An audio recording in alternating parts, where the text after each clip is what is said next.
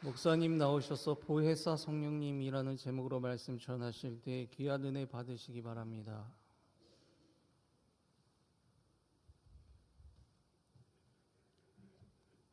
익숙한 찬송의 곡조를 LPS 앙상블의 연주로 들으니까 더 은혜롭습니다. 박수로 격려하겠습니다. 잠시 기도하고 하나님 말씀 듣습니다. 은혜로우신 주님, 이 시간 말씀하여 주옵소서. 말씀 들을 때에 주의 영이 우리의 심령 속에서 약동하는 시간 되게 하여 주옵소서. 말씀 들으며 마음속에 기쁨과 감사와 용기가 샘솟게 하여 주옵소서. 예수님 이름으로 기도합니다. 아멘. 오늘 이후 예배 잘 나오셨습니다. 오늘이 무슨 주일인지는 아셔요? 성령 강림 주일 맞습니다. 우리가 성령에 대해서 되게 많이 아는 것 같은데 잘 모릅니다. 일단 사도신경 때문에 그렇기도 합니다. 나는 천지를 창조하신 하나님을 믿는다로 시작돼 가지고요. 예수님에 대해서 굉장히 내용이 많습니다. 동정녀 탄생, 그 다음에 빌라도에서 고난당하신 것, 그 다음에 부활하시고 승천하시고 다시 오실 것까지 고백이 긴데 성령님에 대해서는 딱 하나밖에 없습니다. 나는 성령님을 믿는다. 여러분 한번 저를 따라서 하세요. 나는 성령님을 믿습니다. 이게 끝인 거예요. 이게 끝이니까 성령님에 대해서 되게 많이 아는 것 같은데 아는 게 없는 거예요. 그래서 저는 성령 강림 주일에 성령님에 대한 소개를 충분히 하는 게 늘 필요하고 기묘하다는 생각을 가지고 있습니다. 그 대신 여러분들이 성령님에 대해서 알기 이전에 몇 가지 확인해야 되는 게 있습니다. 이 세상을 보면 희한하게 어떤 부분은 이해가 되지만 어떤 구석은 이해되지 않는 구석들이 있지 않겠습니까? 그 왜 이해되지 않냐 그러면 세상에 비밀이 있기 때문에 그렇습니다. 그 세상의 비밀이 제 손가락을 잘 보시고 힌트를 이미 드렸으니까 자, 저를 따라서 하세요. 세상의 비밀은 뭘 것 같습니까? 하나님이 보이지 않는 손으로 세상을 섭리하고 계세요. 그분이 만드셨고 보이지 않는 하나님이 보이지 않는 손으로 세상을 섭리하고 계세요. 그래서 세상의 비밀은 하나님이에요. 아주 단순하게 시켜서 제가 말씀드립니다. 그 다음에 하나님도 비밀을 가지고 계세요. 자, 저를 따라서 하세요. 하나님의 비밀은 예수님입니다. 예수님을 통해서 하나님께 접근할 수 있어요. 하나님이 어떤 분인지 예수님을 통해서 알 수 있어요. 그래서 예수님께서 말씀하신 하나님, 예수님께서 보여주신 하나님을 제대로 믿어야 되는데 예수님과 상관없이 하나님께 접근하려고 하는 분들은 좌절에 부딪힐 겁니다. 그리고 그분이 아는 하나님은 실상 진리와 관계없는 하나님에 대해서 이러쿵저러쿵 얘기할 가능성이 굉장히 많습니다. 하나님은 비밀을 가지고 계신데 그 비밀이 아들 예수님입니다. 그 다음에 예수님도 비밀이 있습니다. 자, 저를 따라서 하세요. 예수님의 비밀은 교회입니다.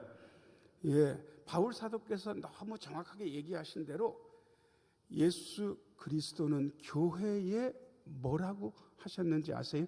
머리라고. 그 다음에 교회는 예수 그리스도의 몸이라고 했습니다. 그래서 예수님에 대해서 이야기하면서 교회 그 몸을 이야기하지 않는 것은 예수님을 이상한 존재로 만드는 겁니다. 자, 저를 따라서 하세요. 교회는 예수 그리스도의 몸입니다. 그래서 세상의 비밀 하나님, 하나님의 비밀 예수님, 예수님의 비밀 교회. 자, 그 다음에 교회도 비밀이 있습니다. 자, 저를 따라서 하세요. 교회의 비밀은 성령님이십니다. 오순절날, 오늘이 성령 강림절 오순절인데 성령이 임하면서 교회가 탄생했고 교회가 탄생한 이후로 교회 안에 성령께서 역사하고 계십니다. 우리 신흥교회도 여타의 공동체하고 다른 이유는 딱 이거 한 가지입니다. 자, 저를 따라서 하세요. 우리 신흥교회 안에 성령께서 강력하게 역사하고 계십니다. 여러분들은 아마 목사가 이런저런 얘기하는 걸 들을지 모르겠습니다. 저는 때때로 성령의 음성이라고 여깁니다. 여러분들은 장로님, 권사님들이 움직임을 보시는지 모르겠습니다. 그런데 저는 그게 꼭 성령의 움직임처럼 보입니다. 그리고 그게 사실입니다. 교회 안에 성령의 역사하시는 것을 도외시하고 교회를 보면 교회는 냄새나는 공동체일 뿐입니다. 아니요. 그런데 그게 다가 아닙니다. 자, 저를 따라서 하세요. 교회의 비밀은 성령님입니다. 그래서 그 성령님에 대해서 알아야 교회 생활을 잘할 수 있습니다. 성령님에 대해서 알려면 어디를 읽어야 되냐 그러면 요한복음 13장, 14장을 읽어야 됩니다. 예수님께서 고난 당하시기 전에 세 편의 굉장히 중요한 설교를 하셨습니다. 마태복음 24장, 25장에 감람산 설교를 하셨습니다. 그리고 요한복음 13장, 14장에서 다락방 설교를 하셨습니다. 그리고 그 다락방 설교를 마치시고 겟세마네 동산으로 가시다가 포도나무 곁을 지나가게 돼 있는데 그 포도나무 곁에 포도나무 밭을 지나시면서 포도나무 설교를 하셨습니다. 그게 예수님께서 포도원 설교하셨다 그렇게 합니다. 그런데 예수님께서 요한복음 13장 14장에서 하신 다락방 설교의 주제는 딱 한마디입니다. 자, 저를 따라서 하세요. 예수님은 성령님을 소개하셨습니다. 그래서 예수님의 성령님 소개에 대해서 잘 마음속에 새겨야 성령님과 같이 성령님과 더불어서 교회 생활과 신앙 생활을 힘있게 할 수 있습니다. 제가 아주 간략하게 오늘 세 가지로 나누어서 여러분들에게 말씀드리려고 합니다. 1번입니다. 1번 같이 한번 읽어야죠. 시작. 보혜사 성령님 우리를 돕고 위로하시는 분. 16절 말씀 같이 한번 읽어야죠. 시작. 내가 아버지께 구하겠으니 그가 또 다른 보혜사를 너희에게 주사 영원토록 너희와 함께 있게 하리니. 아멘. 자, 맨 윗줄을 보니까 성령님의 출처에 대해서 나옵니다. 예수님께서 아버지 하나님께 구하시면 그 아버지 하나님에게서 성령님이 나옵니다. 이게 전통적인 신학에서 주장하는데 전통적인 신학은 하나를 더 이야기합니다. 성령께서 아버지로부터 나오신다. 또 하나 성령은 예수님으로부터 나오신다. 자, 저를 따라서 하세요. 성령님은 아버지 하나님과 예수님으로부터 나오십니다. 거기서 하나를 빼면 이단이 됩니다. 이거는 중요한 교회사의 어마어마한 논쟁거리를 거쳐서 확립된 성경적 진리, 교리입니다. 자, 그런데 아버지 하나님, 예수님으로부터 성령님이 나오시는데 그 성령님의 이름이 잘못 의미심장합니다. 그 16절 전사님 다시 한번 비춰줘 보세요. 16절 두 번째 줄 같이 한번 읽어야 돼요. 시작. 그가 또 다른 보혜사. 하나님께서 다른 보혜사를 주신다. 이 말은 예수님도 보혜사란 뜻입니다. 자, 저를 따라서 하세요. 우리 예수님도 보혜사이십니다. 근데 성령님은 다른 보혜사. 왜 성령님이 필요하지? 성령님은 왜 이름이 보혜사지? 보혜사라는 말은 제가 원어 얘기 진짜 잘 안 하는데 그냥 한 번만 할게요. 파라클레토스라고 이야기하는데 이게 곁에서 이름을 불러준다, 곁에서 도와준다, 곁에서 위로하고 격려해준다, 뭐 그런 뜻입니다. 자, 저를 따라서 하세요. 성령님은 내 곁에서 나를 격려하십니다. 나를 위로하십니다. 자, 여러분, 예수 믿다가 신앙생활 하기 싫다 뭐 이런 느낌을 가져본 적이 한 번도 없으신 분 있으면 손 한번 들어보세요. 나는 지금까지 예수 믿으면서 50년 동안 난 한 번도 즐겁지 않은 적이 없었고 나는 예수 믿는 게 늘 행복하고 좋기만 했다 하는 분 있으면 손 들어보시라고. 아니 손 드시면 당회 때 의논해가지고 표창장을 하나 드리려고 그래. 근데 그런 분이 아무도 안 계십니다. 왜냐 그러면 우리는 때때로 딱 이런 느낌을 받을 때가 있습니다. 야, 나 진짜 교회 다니기 싫다. 나 진짜 신앙생활하기 싫다. 뭐 이런 느낌들 받을 때 있는 거예요. 제가 하는 목사님이 강원도에서 목회를 하시는데 크지 않은 교회예요. 근데 여러분, 목사랑 사모가 교인들에게 상처를 줄 때가 있습니까? 있습니까? 있죠. 제가 그걸 부인하지 않습니다. 거꾸로 교인들이 목사랑 목사 사모한테 상처를 주는 일도 없습니까? 그것도 있겠습니까? 그것도 있지. 근데 이분이 교인한테 오지게 상처를 받아서 사모님. 그래서 딱 남편한테 여보, 딴 데 가자. 더 이상 못 건들 것 같아. 이 말이 이 목구멍 여기가 턱 밑에까지 올라와 있는데 이분이요 그날 힘이 쭉 빠져가지고 사모님이 집으로 돌아오는데 사모님이 뭘 좋아하냐 그러면 파김치를 엄청 좋아하셔. 근데 사택 문 앞에 빨간 통 위에다가 포스트잇이 하나 붙어 있고 거기다가 있는 거예요. 여러분 그 빨간 통 안에 뭐가 들어 있었게요? 어떻게 본 것처럼 아셔. 근데 그 파김치가 중요한 게 아니고 파김치 통 위에 포스트잇 아시죠? 그 노란 딱지 붙이는 종이 있잖아요. 거기다가 뭐라고 돼 있냐 그러면 사모님 힘내세요. 저는 목사님하고 사모님 편이고 늘 목사님 사모님 위해서 기도해요. 사모님 화이팅. 거기에 쓰여 있는 거예요. 그리고 그걸 보니까 힘이 났어. 그리고 목사님한테 다른 교회로 옮기자는 얘기를 했겠습니까? 안 했겠습니까? 안 하는 거예요. 격려받았거든. 위로받았거든. 자, 여러분은 그거를 어떤 집사님이 그 사모님한테 갖다 줬다고 생각을 하겠지만 저는 그렇게 보이진 않습니다. 물론 그 집사님이 갖다 준 걸 부인하는 건 아닙니다. 저는 성령님께서 그 집사님의 마음을 감동시키셔서 그런 일들을 하게 하셨다고 저는 그렇게 보는 쪽입니다. 여러분들도 제가 보는 입장에 동의하시면 아멘. 왜 성령님은 격려하고 위로하시니까. 어떤 집사님이 남편이 진짜 죄송합니다. 이런 표현 쓰면 안 되는데 개차반이. 그런데 그분이 남편도 있지만 시어머니를 모시고 사는데 남편이 잘못하니까 시어머니랑 며느리 사이가 나쁘겠습니까? 엄청 좋겠습니까? 여러분 한번 보시면 알아요. 왜냐 그러면 대부분 신랑이 잘하는 집에는 시부모랑 며느리 사이가 안 좋은데 신랑이 어마무시하게 못하고 죄송합니다. 아까 표현 개차반이니까 세상에 이 며느리가 시어머니랑 시아버지 먼저 가셨고 사이가 너무 좋은 거예요. 그러니까 뭐라고 얘기하나 그러면 남편 보고 사는 게 아니라 누구 보고 산다? 시어머니 보고 사는 거예요. 그런데 그 시어머니가 돌아가셨어요. 여러분 시어머니가 돌아가시고 나서 그 남편이 변했겠습니까? 여전히 그렇겠습니까? 인간은 잘 안 변합니다. 그러니까 여전히 그러고 있는 거예요. 근데 자기한테 그렇게 위로해 주던 시어머니가 안 계시니까 죽겠는 거예요. 근데 교회를 나와가지고 여러분들처럼 같이 앉은 게 아니고 한쪽 귀퉁이 이렇게 앉아 있는데 그 교회에 자기 시어머니하고 얼굴이 똑같이 생긴 권사님 한 분이 계시는 거예요. 근데 그 권사님이 생전 그 집사님 옆에 앉질 않았는데 그날따라 그 여집사님 시어머니가 자꾸 하신 그 여집사님 옆에 앉아가지고요 아무것도 안 하고 설교를 듣다가 갑자기 손을 싹 내밀더니 눈물 흘리면서 설교를 듣고 있는 그 여자 집사님 손을 이렇게 잡는 거예요. 그리고 다른 한 손으로 그분의 가슴을 이렇게 하는 거를 전문 용어로 뭐라 그럽니까? 쓰로 시작하는데 여러분 아실란가 모르겠습니다. 그게 뭡니까? 쓰담쓰담이라고 하는 그 전문 용어 아주 고급진 용어예요. 전 토닥토닥만 있는 게 아니고 쓰담쓰담을 해준 거예요. 그런데 그 쓰담쓰담 하는 그 순간에 팍 터졌어.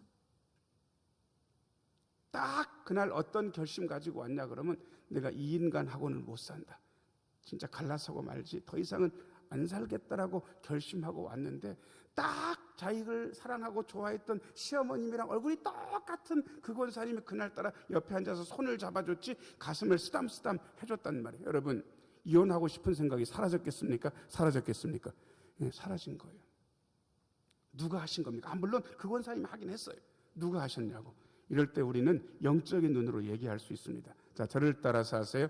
보혜사 성령님이 위로해 주셨습니다. 우리는 그렇게 받아들입니다.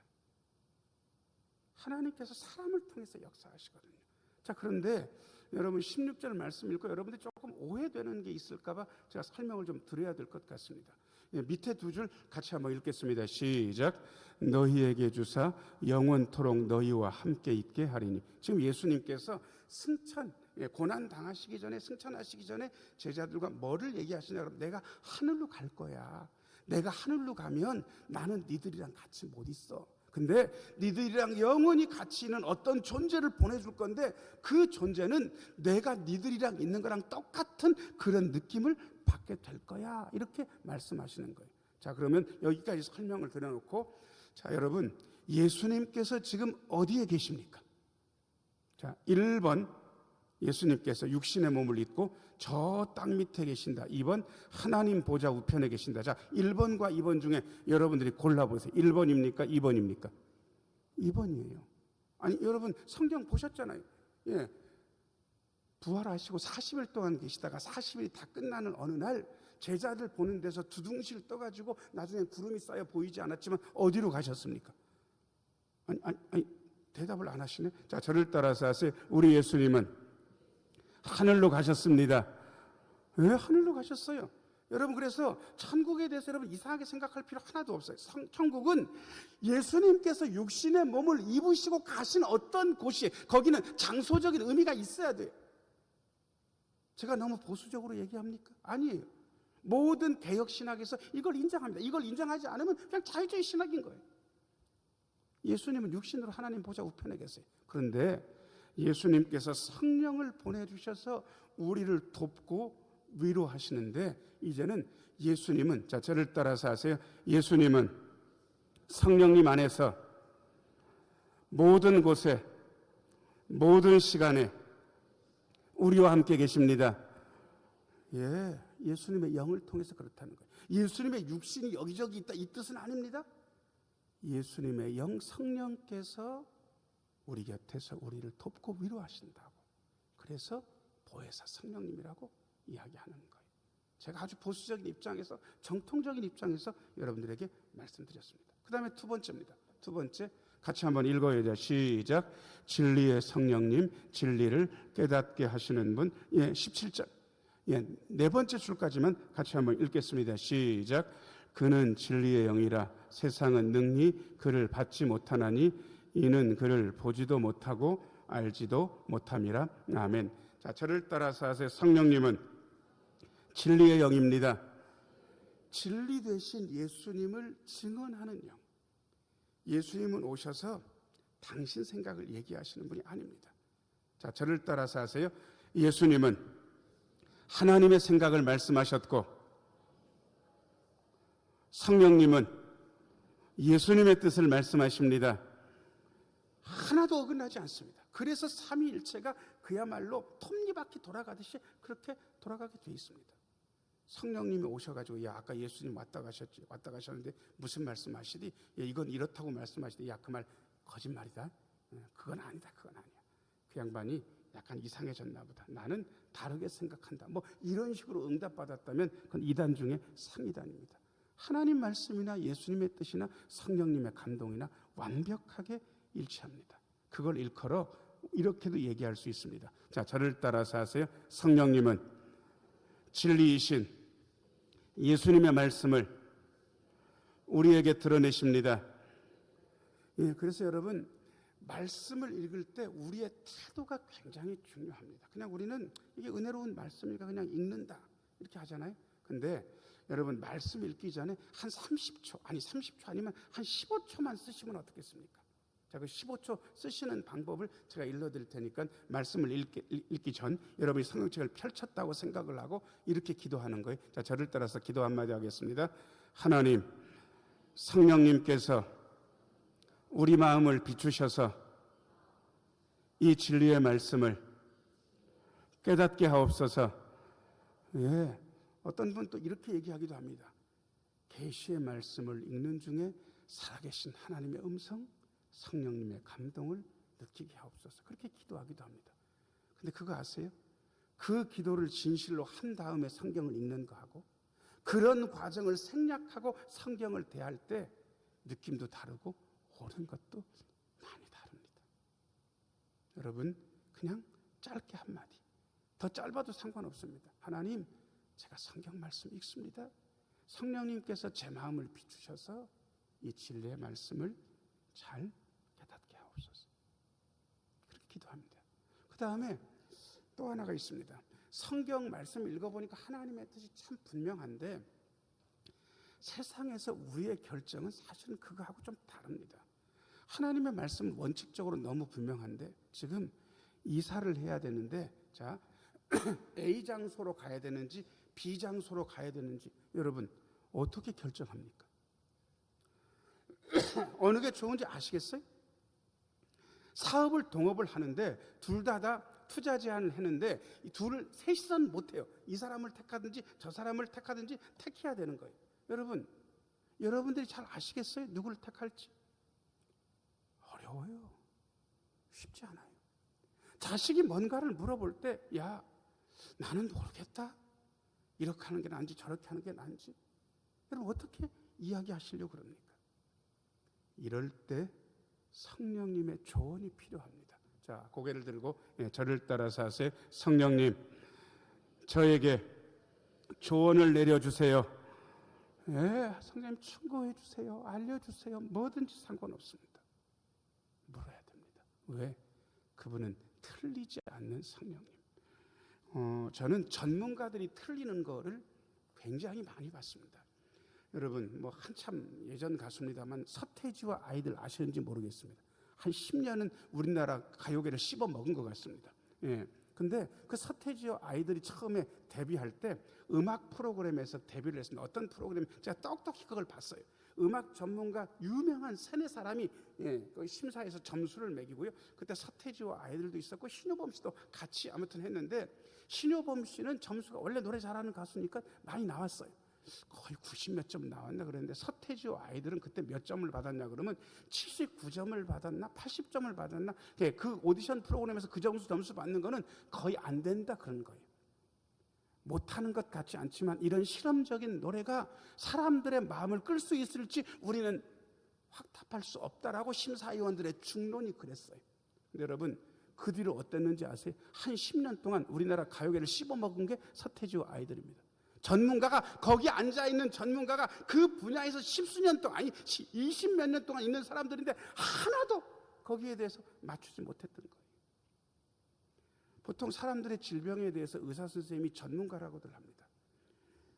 제가 아는 집사님 한 분이 폐암을 했는데, 이 폐암도 이 종양도 이 종류가 엄청 많다고 그럽니다. 그런데 이게 너무 악성이라 가지고 거기서 뭐라고 얘기했냐 그러면, 이 암이 이 정도까지 컸으면 석 달도 못 버틸 겁니다. 그렇게 얘기를 하는 거예요. 그러니까 별로 할 것도 없고 집에서 통증 관리나 좀 하시면 될 것 같다고. 그로부터 석 달은 당연히 지났고 6개월 지난 다음에도 멀쩡히 살아계셨습니다. 그 병원 갔어요. 의사 선생님, 이거 이래도 버티시네. 그런데 나중에 그 본인한테는 얘기를 못하고 부인한테 올해는 못 넘깁니다. 그렇게 얘기를 했다는 거예요. 근데 그 해를 넘겼겠습니까? 넘겼겠습니까? 넘겼어요. 그리고 좀 지나니까 뭐라고 얘기하냐 그러면 8월을 못 넘길 거래. 8월 못 넘기긴 그게 9 정도 넘은 것 같은데, 그 다음 전문가가 맞습니까? 아니요, 전 전문가가 틀리는 거 많이 봤습니다. 자, 저를 따라서 하세요. 진리의 성령님은 틀리지 않으십니다. 틀리지 않으셔요. 그분이랑 의논하세요. 자, 옆에 있는 분을 얼굴 보시고요. 성령님이랑 의논하세요. 한번 해보세요. 자, 시작. 성령님이랑 의논하세요. 진리의 성령님이랑 의논하시면 됩니다. 자, 그 다음에 세 번째입니다. 세 번째. 3번. 같이 한번 읽어요. 자, 시작. 동행과 내주의 성령님 항상 함께 하시는 분. 17절. 17절. 밑에서 세 번째 줄. 그러나부터 같이 한번 읽어보겠습니다. 시작. 그러나 너희는 그를 아나니 그는 너희와 함께 거하심이요 또 너희 속에 계시겠음이라. 아멘. 자, 너희는 그 보혜사 성령님을 알 거다. 알 거다. 성령님은 인격적인 하나님이신데 독특한 성품, 속성을 하나 가지고 있습니다. 자, 저를 따라서 하세요. 우리 성령님은 에너지이십니다. 에너지. 우리는 에너지의 실체를 잘 못 봅니다. 어떤 제자가 스승한테, 스승님, 힘에 대해서 좀 알고 싶습니다. 그렇게 얘기를 했어요. 그래서 산꼭대기 암자에 있는데, 그래? 내가 가르쳐 줄 수 있지. 밖에 나가봐라. 뭐가 보이는지. 밖에 나가서 보이는데 처음에는 뭐 특별한 게 없는 게, 늘 보던 남자니까 선생님 뭐 특별한 게 없는데요. 그래? 그러면 힘에 대해서 잘 모를 텐데 다시 나가봐라. 그러니까 나가보니까 그날따라 나무들이 좀 새롭게 보여서, 늘 있던 나무들인데 와가지고는 선생님한테, 선생님 나무들이 보입니다. 그래? 그것만 가지고는 힘에 대해서 잘 모를 텐데. 그런데 그 다음 나가보니까 나무들이요 흔들리는 게 보이는 거예요. 급하게 들어와가지고 선생님한테, 선생님 나무 가지가 흔들립니다. 아니, 그것만 봐서는 힘에 대해서 잘 모를 텐데 다시 나갔다 와라. 다시 나가서 보니까 나뭇가지를 흔들리게 했던 게 뭘 것 같습니까? 바람. 들어와서 선생님한테 이렇게 얘기했습니다. 선생님, 나뭇가지가 흔들리는데 바람이 불고 있습니다. 그렇지.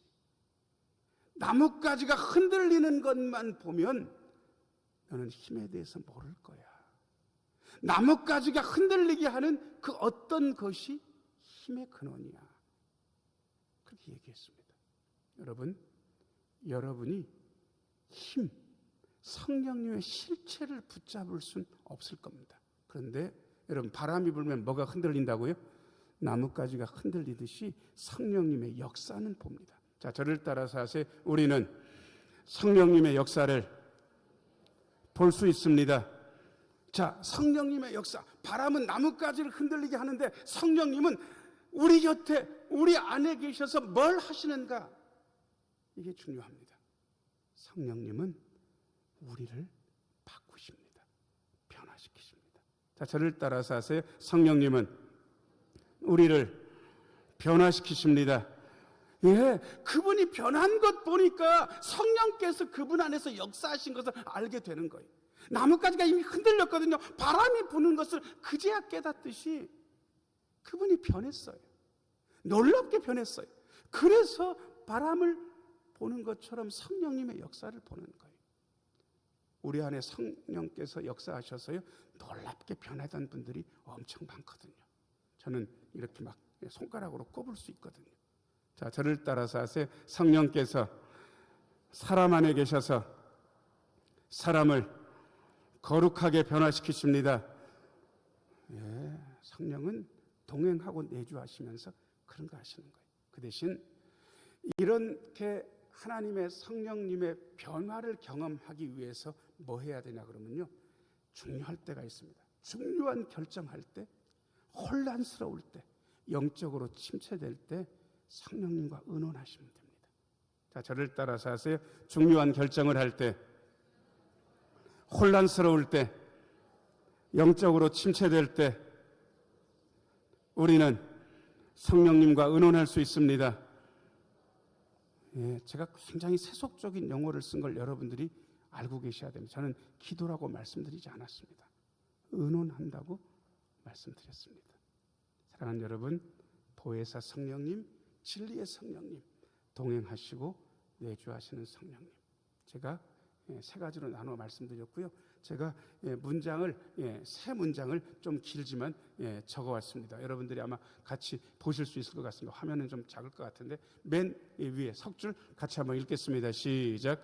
육신의 예수님은 하늘 보좌 우편에 계셔서 우리와 함께 하지 못하시지만 보혜사 성령님은 우리와 함께 계셔서 우리를 돕고 위로하십니다. 그 대신 예수님께서 우리 곁에 계시는 게 예수님의 임재와 현존으로 계시다는 사실을 알면 삼위일체상 아무 문제가 없습니다. 그 다음에 두 번째 문장, 진리의 성령님 같이 한번 읽어요. 자, 시작. 진리의 성령님께서 우리의 마음을 조명하셔서 하나님의 말씀과 뜻을 깨달아 세상을 분별하며 살게 하십니다. 성령님께서, 진리의 성령님께서 저의 마음, 여러분들의 마음을 비추셔서 뭐가 옳은지 그른지, 뭐가 좋은지 나쁜지 그거 알게 하십니다. 성령님께서 알게 하십니다. 그 다음에 세 번째 문장, 중요한 결정 같이 읽어요. 자, 시작. 중요한 결정을 할 때, 혼란스러울 때, 영적으로 침체될 때 동행하시며 내주하시는 성령님께 기도하며 의지할 수 있습니다. 예, 보혜사 성령님, 진리의 성령님, 동행하시고 내주하시는 성령님 의지하셔서 아름다운 신앙생활 하시는 우리 모두가 되기를 예수님의 이름으로 축원합니다. 은혜로우신 아버지 하나님, 성령님께서 우리와 함께 계셔서 우리를 돕고 위로하시기에 오늘도 하나님의 말씀과 뜻을 깨달아 세상을 분별하며 살아가게 하여 주옵소서.